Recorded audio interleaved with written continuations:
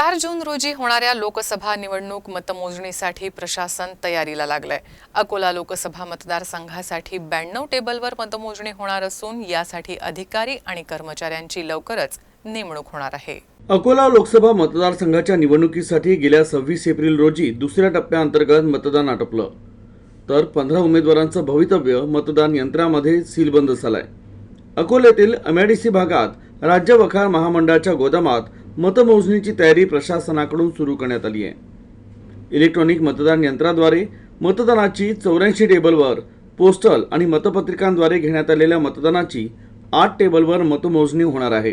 त्या अनुषंगाने मतमोजणी पर्यवेक्षक, मतमोजणी सहाय्यक, मतमोजणी कर्मचारी आणि सूक्ष्म निरीक्षकांची नेमणूक करण्यासाठी निवडणूक निर्णय अधिकारी कार्यालयामार्फत अकोला जिल्ह्यातील अकोट, बाळापूर, अकोला पश्चिम, अकोला पूर्व, मूर्तिजापूर आणि रिसोड या 6 विधानसभा मतदारसंघाच्या सहाय्यक निवडणूक निर्णय अधिकारी कार्यालयाकडून संबंधित अधिकारी आणि कर्मचाऱ्यांची माहिती मागवण्यात आली आहे। ही माहिती प्राप्त होताच लवकरच संबंधित अधिकारी आणि कर्मचाऱ्यांच्या नेमणुकीचे आदेश निर्गमित होण्याची शक्यता आहे।